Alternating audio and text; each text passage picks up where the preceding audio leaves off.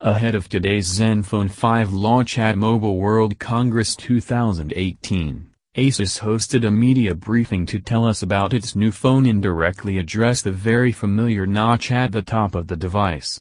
"Some people will say it's copying Apple," said Marcel Campos, Asus global head of marketing, "but we cannot get away from what users want.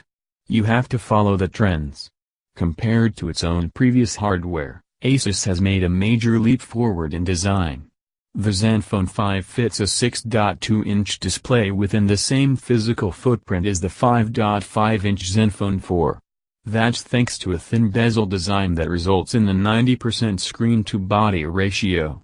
The new Zenfone doesn't feel too light or too heavy, weighing 155 grams, and it remains easily usable with one hand in spite of its large screen. Featuring an aspect ratio of 19:9, the Zenfone 5 is very similar to the Plus models of the Galaxy S8 and S9.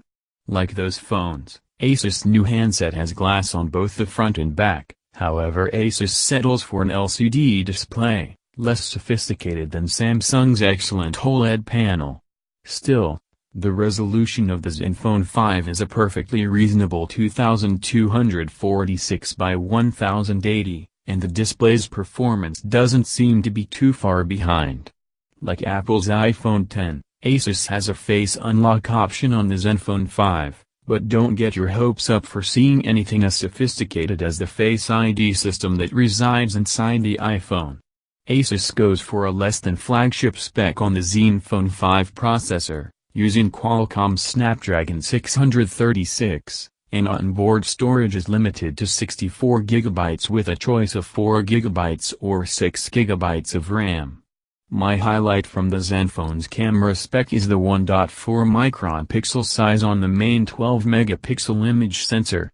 That's equal to HTC's U11 and not far behind the Google Pixel. Beside the main sensor, there's an 8-megapixel wide-angle camera, which is used for depth detection for portrait mode. That didn't work well in my testing.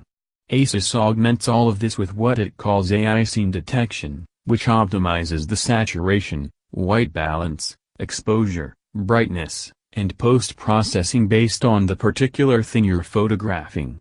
Asus also claims it has a thing called AI Boost, which sounds like selective overclocking of apps, and AI charging, which only tops up your Zenfone to 80% at night and then holds it there until your usual wake-up time approaches, and then it goes all the way to 100. Thanks for watching. If you like this video, do hit that like button and get subscribed to our channel.